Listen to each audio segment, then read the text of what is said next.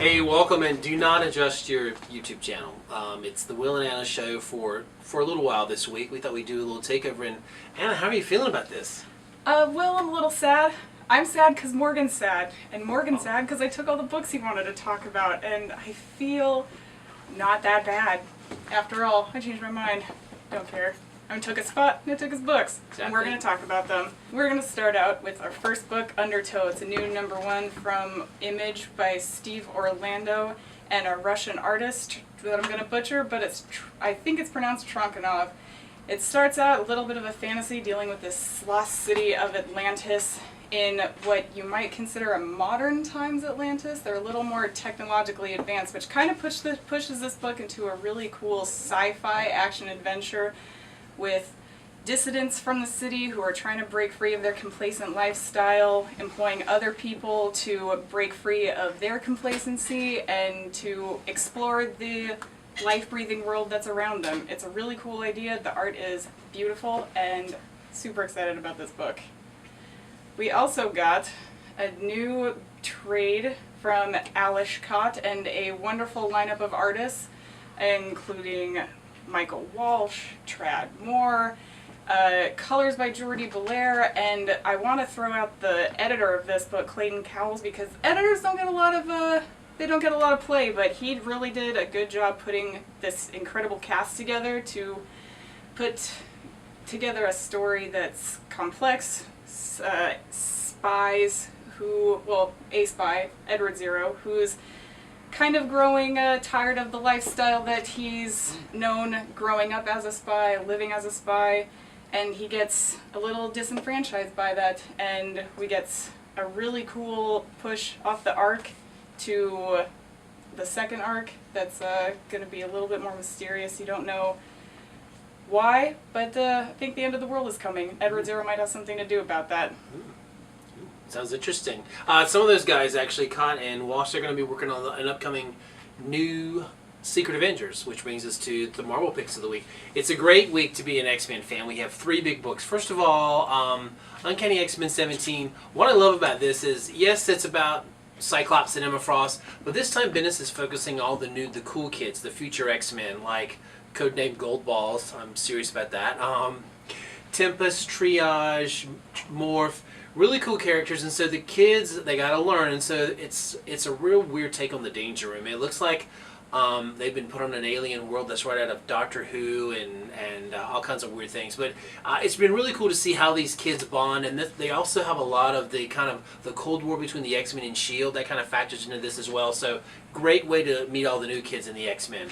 Amazing X-Men by Jason Aaron and Ed McGuinness. I freaking love this book. It kind of gives you that vibe of the Claremont Cockrum era. Basically, Wolverine has led a team into heaven and hell to try to bring Nightcrawler back. There's demon pirates, there's Azazel, Wolverine and Northstar, as you can see, are in purgatory, while Northstar and Firestar, there's Northstar and there's Firestar. We get a lot of stars in this book. They're kind of in this weird hell, and then the Beast has been possessed by some weird demon. So just when, you know, Nightcrawler and Storm are about to get back together and have a happy reunion, Beast goes wild. So a lot of fun. And then the all-female X-Men team, Brian Wood, it's just crazy on. There's this new Sisterhood of Evil Mutants, a weird new Lady Deathstrike like you've never seen, an all-new Sisterhood, and now they're resurrecting a lot of other dead supervillains X-Men fans may love, and there's Sentinels coming up from the ocean. It's just really weird. And what's cool about this is there's 2 kind of storylines happening here, 2 great artists. There's Chris Anka and there's Clay Mann, you remember from X-Men Legacy. And so it's focusing on the X-Women as they fight this sisterhood, but also there's a great moment of Jubilee leading the younger X-Men against the threat of the Sentinels and the weird Archaea. So that's a great X-Men triple play for you this week. If you can't find a way to get your mutant fix, then I'm sorry there's no help for you. I need time for my brain to digest all the information that's going on in X-Men this week, and I think we're gonna send it off to Morgan. I think he's ready. I think he's calmed down. He's come out of his trailer a little bit since I stole all of his books. So he's out of diva mode. Yeah. So Morgan, please.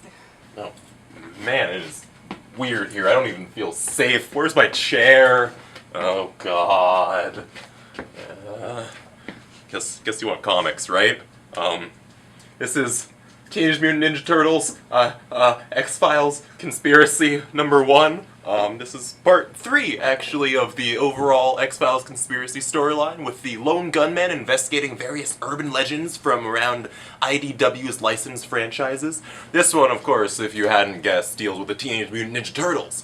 And it's really cool, actually, because it takes place at the exact same time as the current Teenage Mutant Ninja Turtles book does, where they're off at April O'Neil's farm in Northampton, just chilling, taking a break from the big status quo shattering events. And this deals with a teenager snapping a picture of Leonardo while he's, chilling on the farm. And of course it hits the internet and the lone gunmen find out about it and they have to investigate, obviously. This is written by Ed Brisson and drawn by Michael Walsh. That is the team of Comeback, also the artist on, Zero #1, a variety of things. Michael Walsh is great. He does awesome turtles. And on the Marvel side of things, I have got for you sort of sad event here. This is issue 36, the final issue of this volume of Daredevil by Mark Waid and Chris Samney. They are finishing up their run before bringing it to, a new #1 to start up another run. I don't know. It's sad, people. It's very, very sad.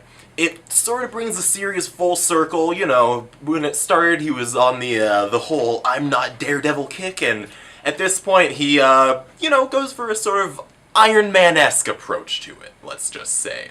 Really, really great work from the team here, and you can expect more in all new Daredevil #1 next month.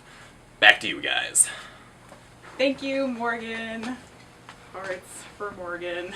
I think that I can feel the reconciliation building right now. I think we're getting back to feel the love. And speaking of love, the beloved Alex+Ada from Image, Jonathan Luna and Sarah Vaughan. I love this book. It's kind of a sci-fi love story about boy gets android girl. Classic. And, what could go wrong there? But it's this weird, everyone's talking about the Spike Jonze movie, Her, in which this guy falls in love with his computer.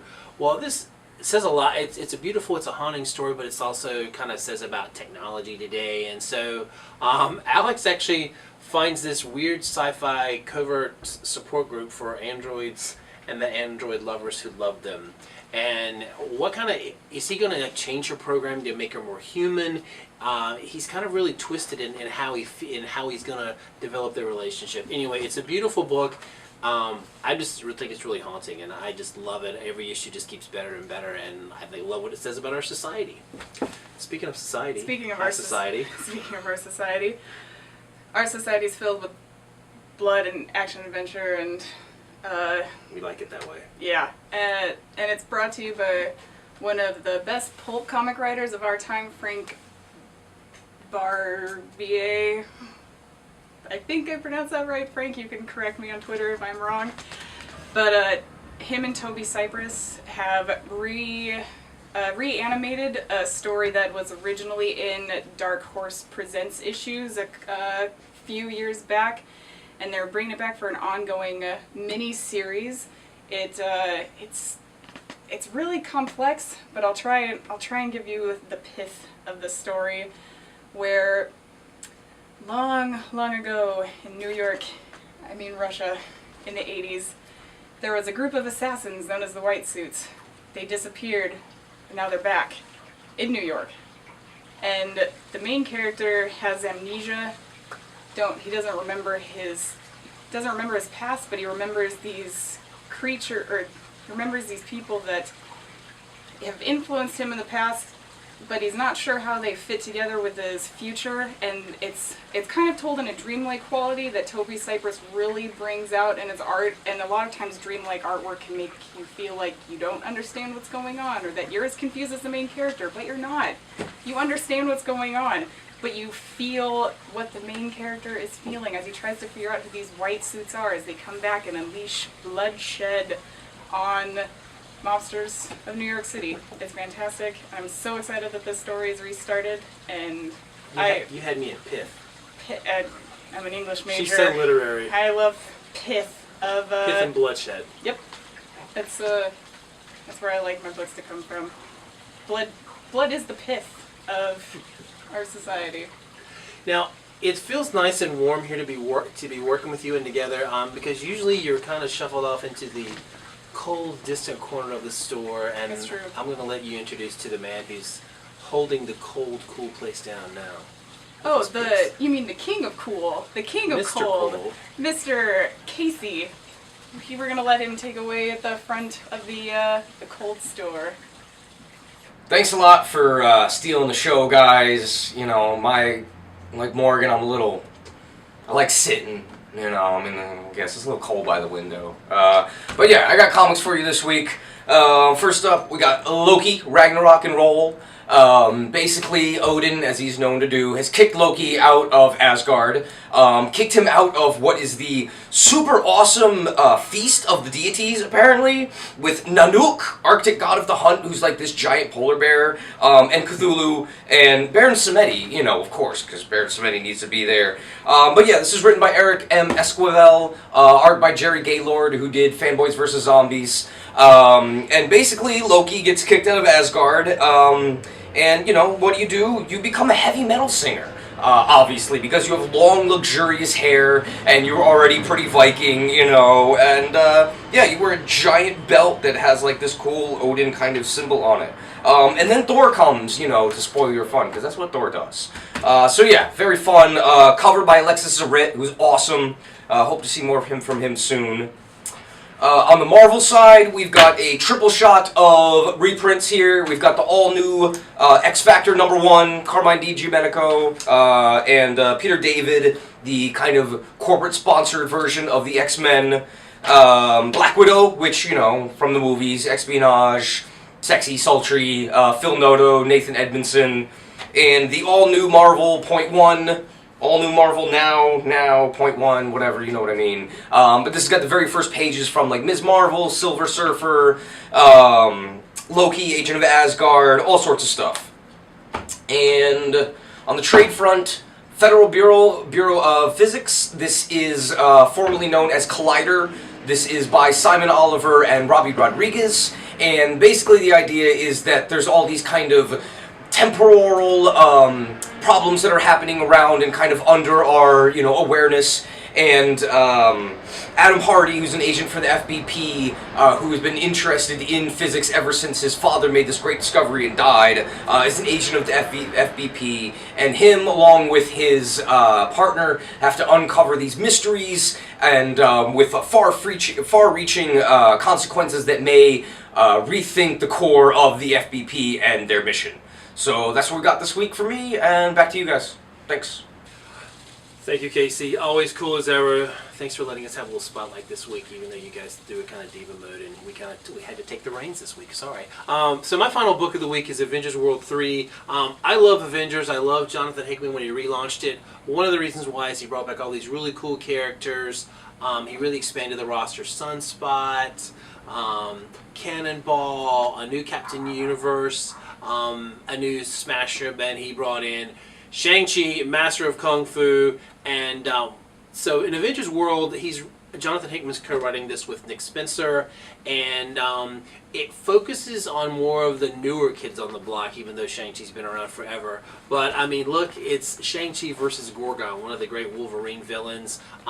There's AIM agents, there's weird dragon islands. It's just freaking cool, and of course this is leading up to Shang-Chi's going to get his own limited series later this year, Deadly Hands of Kung Fu. But really great Avengers book, really cool art, kind of international flair, and it's great that they're letting awesome, cool characters like Shang-Chi get a little spotlight in that. And the fight in this is really awesome. And we want to share, unlike the guys who usually do, but a book that we both love. I'm going to let you talk about it first. Well, it's a little taste of the old, it's a little taste of the new. Remember those sweet magazines you used to buy that had 3D glasses in the back of them and you could look at pages every once in a while in super cool 3D? This entire book is in 3D. There's 2 pairs of glasses in the back, so you can share with your friends. You don't have to be greedy and read the book by yourself. But it is a mind trip. I have baby sensitive eyeballs. They tear up and looks like I'm crying all the time, but my head almost exploded when I was reading this, but in a good way, good head explosion. And the art is by Ultimate Spider-Man X artist David Marquez. About a month ago, I was at a con, and I got to be, first of all, it's David Marquez of Ultimate Spider-Man. He says, hey, you want to check out my new book that I'm working on? And I look, it's from Archaea, and I get to put the 3D glasses on and I look at it, and it's really trippy, and it's a really cool story. It's kind of a, set in the near future. It's about this kind of guy. He's a big innovator in all these weird technologies, but he's got this strange family drama. So it's a weird kind of sci-fi take on the future told with 3D glasses, and it's a really cool and interesting and just kind of challenging. And one thing you love about comics, I know Casey gives me heck about a little bit my X-Men and about our superhero books, but it's great when Archaea comes with something kind of new and different that not just in story, but in how they tell a story is kind of innovative and cool. New and different, but also a blast from the past. Exactly. So we're combining two literary elements together into their own pith. I'm just going to keep saying that word. Thank you, Professor Anna. And finally, for our cover of the week, Night of the Living Deadpool #3. This is Cullen Bunn's great epic miniseries when Deadpool wakes up from a food coma and he's on the menu. He's the last superhero left on Earth. Really amazing art done by Ramon Rosanas. I hope I did that right. Beautiful homage to the George Romero zombie movies, and inside the art is really cool. It plays with black and white and color being blood, of course. But so that's our cover of the week and a great issue. So that is going to be it for us this week. Thank you guys for joining us as always. Come down to Zanadu, get some good comics, check out something cool. And final words, Anna, for our co-host. Pith. It happens.